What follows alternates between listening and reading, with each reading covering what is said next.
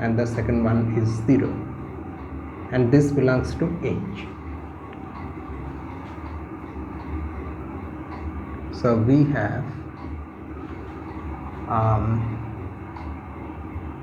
since this element times this element inverse belongs to H, so the right coset, this should be equal to the right coset this, and this is nothing but q plus x, f image of q plus x, and this is nothing but the f image of q plus y. So equal inputs imply equal outputs. So yes, the function is well defined. Hence f is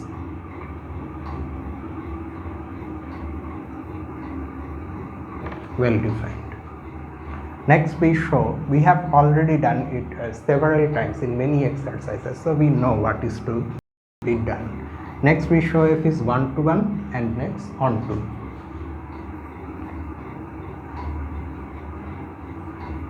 Next let, so we go like this, let u and v, x and y we have taken, so let us take something new.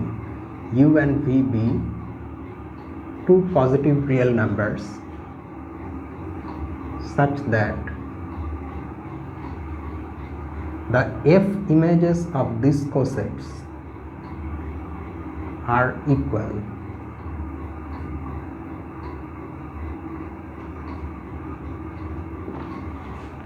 We then have to prove that the cosets themselves are equal.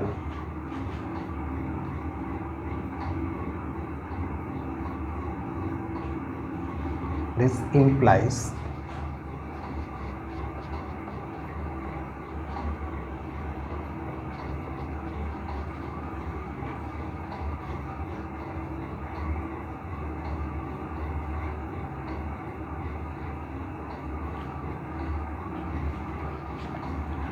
what does it imply? H tau u comma 0 is equal to h tau v comma 0. This implies tau u comma 0 times tau v comma 0 inverse belongs to h. Now from the calculation we have carried out here, this one, we know that this product is equal to tau u by v comma 0. This belongs to h. Now since this belongs to h, so tau u by v, we cannot directly say from this that tau u by v, can we say it? What I am trying to conclude from here is that u by v is a rational number. Already u and v are positive real numbers, so u by v is a positive real number. That much we know from our from the way we have chosen u and v. But u by v may not be rational. We want to conclude from this condition that u by v is rational. Now can I directly write from this, from the fact that this map belongs to h, that it is from this we can write u by v is a rational number? Actually I cannot. All this is saying is that this is an element in h, so it is equal to tau something comma 0, where that something is a rational number. That's the thing it's saying. Okay, this implies it's not directly saying that u by v is rational. We have to conclude that there will be some intermediate steps. This implies tau u by v comma 0 is equal to, say, tau w comma 0, where W is a non-zero rational number. Okay. Now what is the meaning of these two things being equal? Don't forget that each one of them is a function from R into R. So if they are equal, they will have the equal outputs for the same input. But then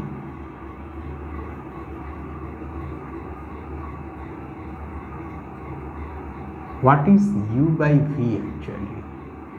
If you look carefully, you can see that it's nothing but the image of 1 under this map.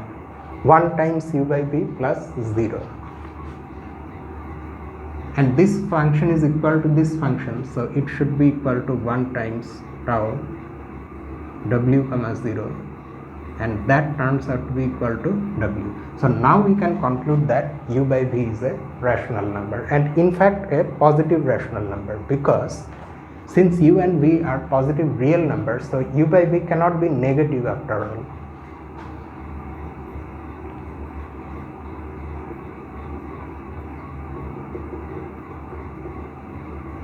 This shows that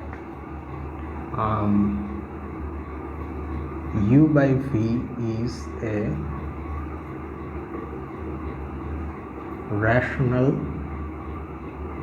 number, and since it's positive,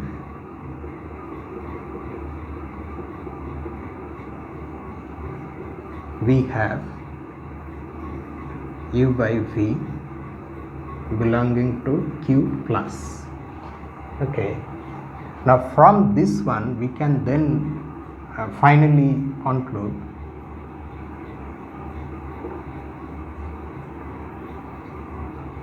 because this is nothing but UV inverse, so Q plus U is equal to Q plus V. So we have shown that if outputs are equal, then inputs are also equal, and hence the function is injective or one-to-one. So F is one-to-one. Ontoness, I think, is it obvious? Let us see. Next, so we have to consider an element from here which will be a right coset of H in G. So we have to choose how does a general element in G look like. Have I made a mistake somewhere here? Let me just see one thing carefully. Okay, what I am worried about is this 0. In G, the elements look like this, where A is non-zero. However, there is no restriction on B. Oh no, not just that. In G, A is non-zero, or A has to be rational also. I have confused myself. Excuse me. I think A is non-zero in the definition of tau AB itself. Let me just quickly verify.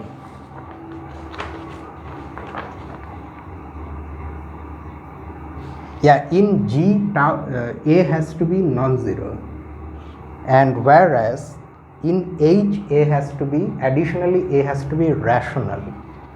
Okay, but there is no restriction on B whatsoever.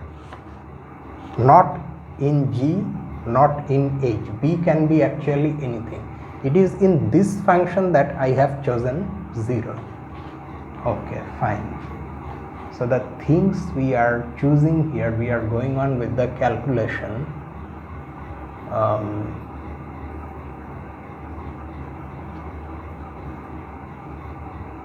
Yeah, okay, there is no problem, fine.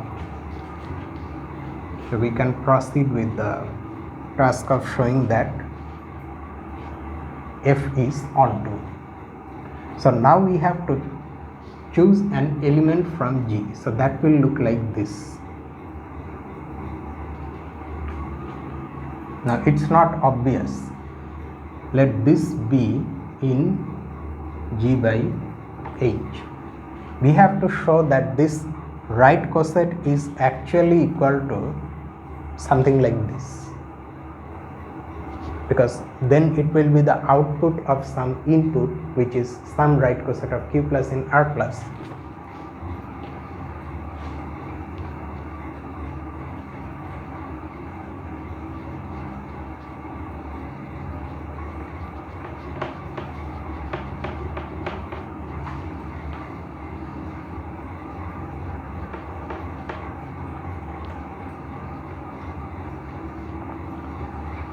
Let us do a rough calculation to gauge what we need.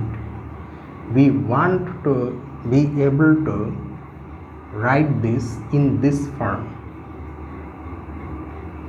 some c comma 0. Okay, so that means equivalently we want this tau a comma b, tau c comma 0 inverse belonging to H, and that is equivalent to having this a comma b tau 1 by c comma 0 belonging to H. That means we must have tau a by c comma b by c plus 0, that is b by c belonging to H.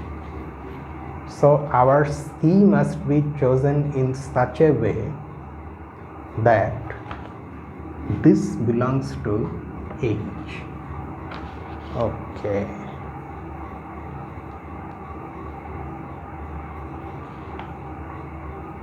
Here, according to the definition of G, A is a non-zero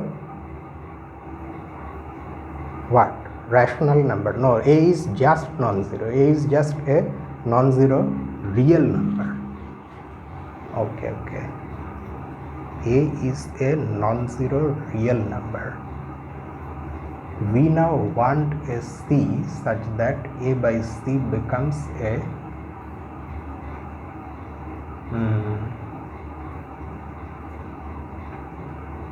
okay, so why don't I choose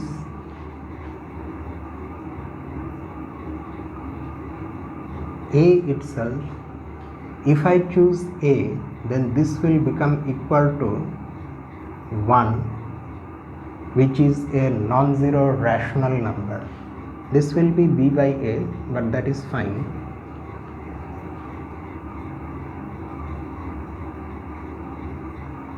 And we know that this belongs to H, because according to the definition of H, the first real number has to be a rational number, and non-zeroness is always there. So this is a non-zero rational number. So that means this belongs to H. So that proves that all these calculations are true. Okay, fine.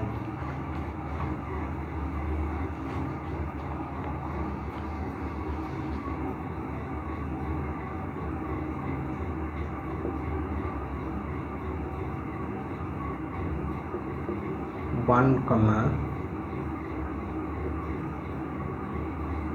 B by A is equal to A by A comma B by A plus 0. So this is A comma B times tau 1 by A comma 0, which is A comma 0 inverse, and this, or we can write like this, let this sit like this, since tau 1 comma b by a belongs to H, we have a comma b times a comma 0 inverse belongs to H, and hence H tau a comma b is equal to H tau a comma 0 because of this relation, and H tau a comma 0 is nothing but the F image of Q plus A. Let me again verify, okay, what I have done is correct or not. I should not make any mistake.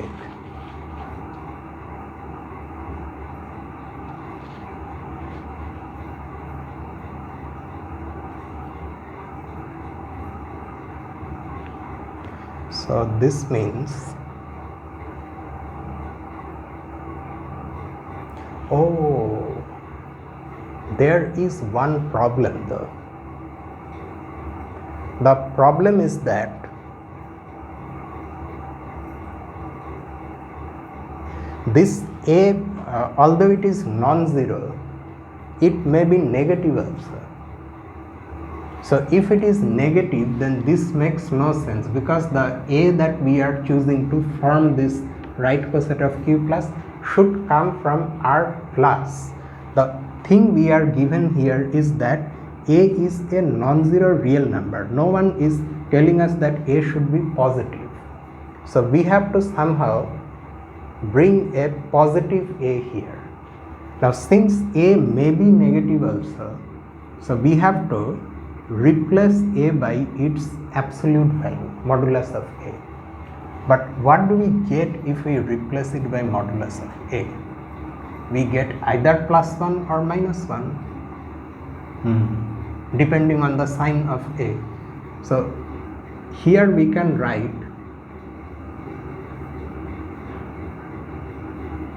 plus minus 1. It is either plus 1 or minus 1. Now I am going to replace this A by its absolute value, okay.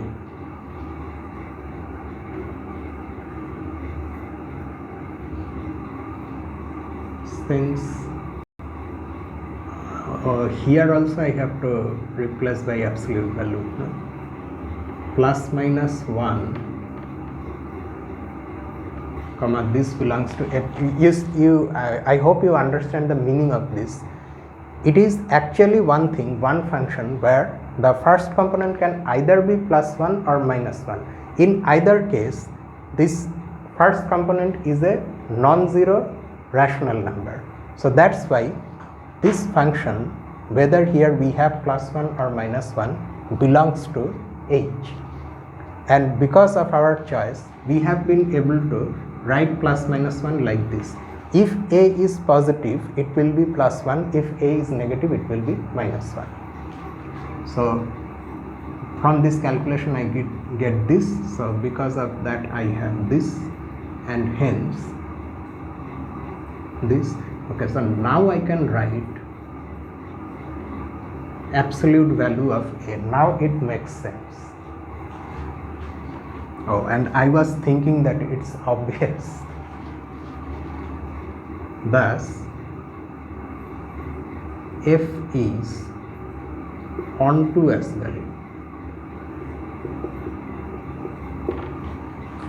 So F is a one-to-one correspondence. Okay. Now, in the course of proving that F is a one-to-one correspondence, we have proved this statement. Note that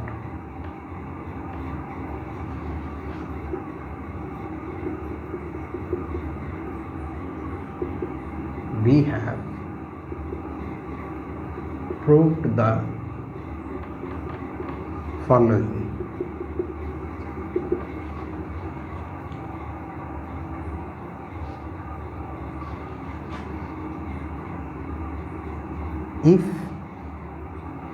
tau A comma B and tau C comma D belong to G. Okay, if these are two elements in the group G, then the right cosets of H that they will form are equal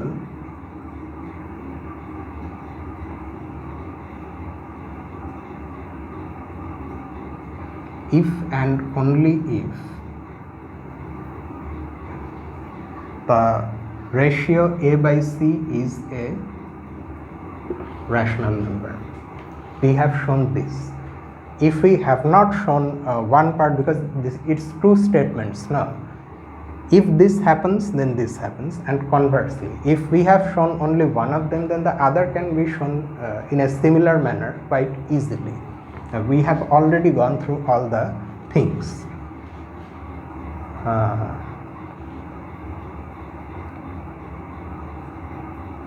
So F is onto, thus there are as many. Okay, so we can write, so this gives us an idea of which right cosets are actually equal and which right cosets are not equal.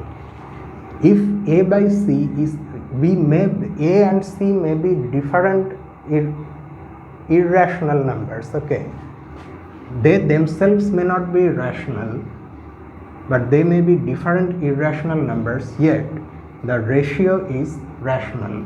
Then the right cosets they will give us of H will actually be the same thing. For example, in place of A we can have, say, root 5, and in place of C we can say have 2 root 5. Then from this analysis we can say that these two cosets, for example,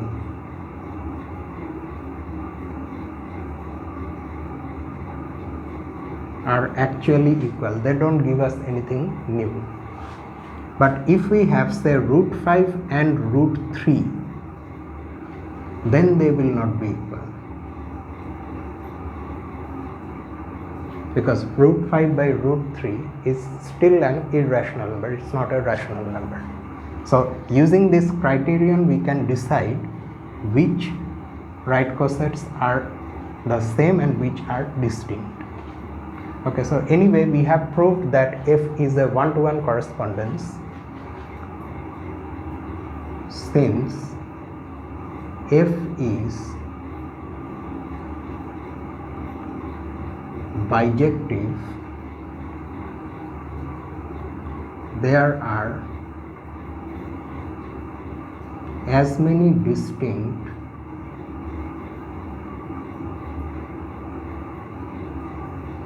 right cosets of H in G as there are of Q plus in R plus.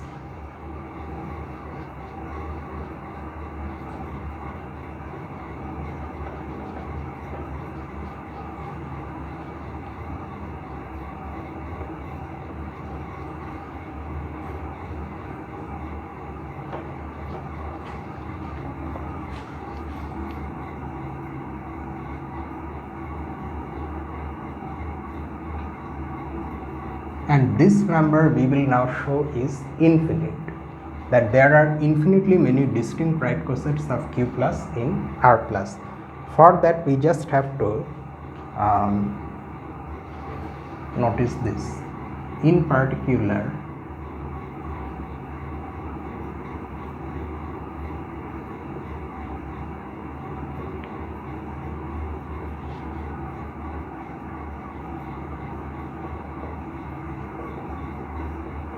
that is, the index of Q plus in R plus is infinite, and so is the index of H in G. But why? Infinite since the set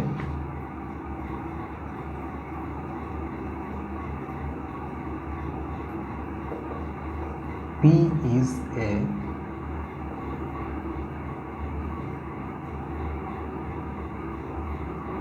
prime number, this set is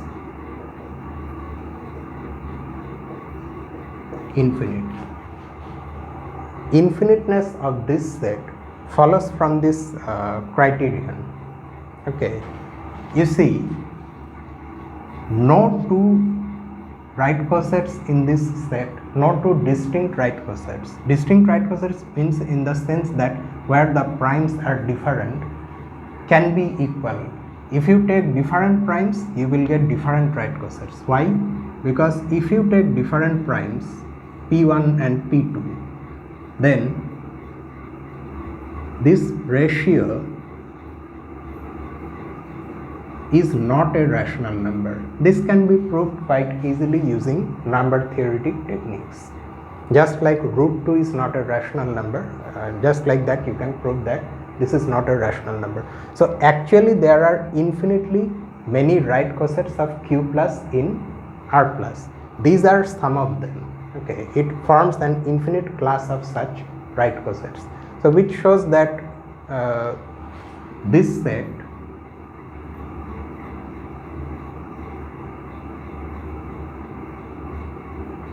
of which this is only a subset is also infinite, because this is infinite, and consequently the set of all right cosets of H in G is also infinite.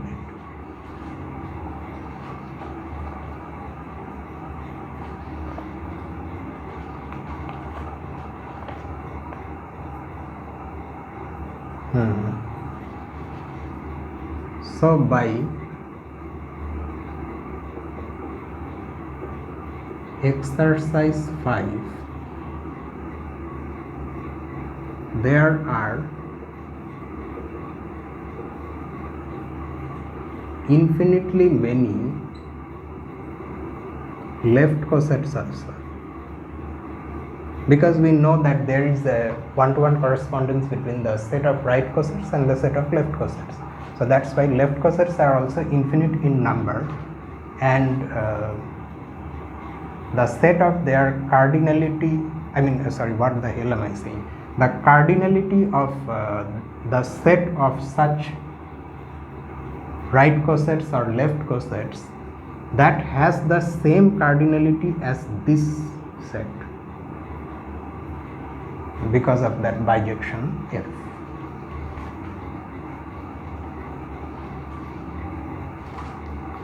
Okay, now but the solution is not over yet. We go to the exercise and see, there we have also been asked to prove that all the left cosets are equal to some right cosets, and conversely. Okay, so for that we need to just look at this calculation.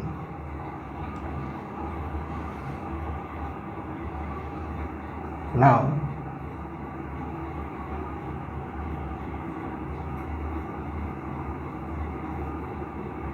we show that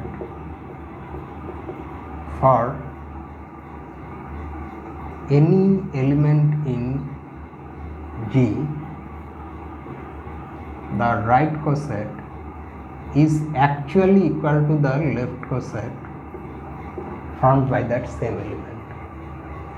Okay, we need to show this, and for this we observe this calculation. For any, I am just going to write it from this note.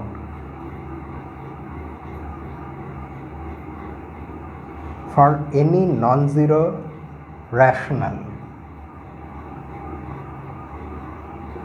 alpha and any real beta,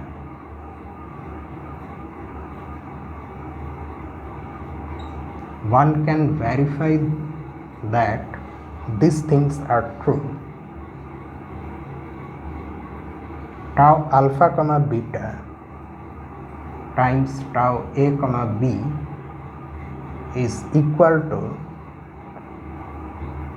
tau A comma B times, oh, the expression is long, Long means long for this space. Alpha comma beta A plus B minus B alpha. Beta A plus B minus B alpha, and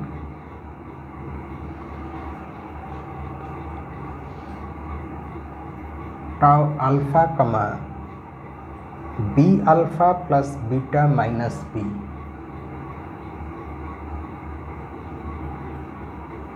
divided by A times tau A comma B is equal to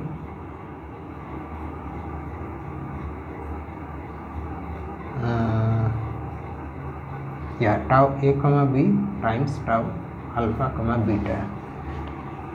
To prove these things, you just apply them, these compositions, on any real number and show that on both sides you have the same thing for both of them. But what do they accomplish? What do we get from these things? We have to prove this, right?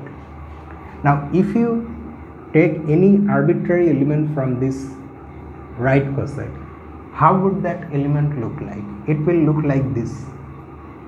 Something that looks like this, tau alpha comma beta, where this is coming from H, and here of course we have tau A comma B. Now for this to belong to H, alpha should be a non-zero rational number. That's why we have taken a non-zero rational number. And keep in mind, this is very important, alpha is any non-zero rational number and beta is any real number. So this is any element of H. So this thing is any element in this right coset, and we can write this as this element times this element. Since here also we have the first component, first real number as alpha, so you can see that this belongs to H again. So that means any element in this right coset is also there in the left coset. Conversely, if you consider any element in this left coset, that will look like this. Here, because of non-zeroness and rationality of alpha, this tau alpha comma beta is an arbitrary element of H. So this is an arbitrary element in the left coset, and that can now be expressed in this form, where this first function belongs to H because it has alpha here, and the second function is tau A comma B. So any element here also is present here. So that means these two equations show that this is a subset of this and this is a subset of this. From there you get the equality. So every left coset is a right coset, and conversely, and not just that, in this manner they are equal. So we are going to write the final conclusion.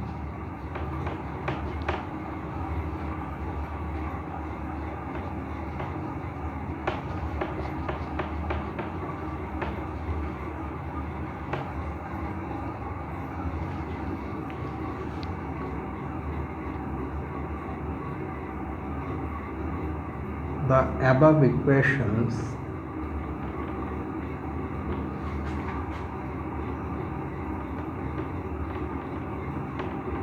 show that this right coset is a subset of the left coset, and the left coset is also a subset of the right coset. Hence, they are equal.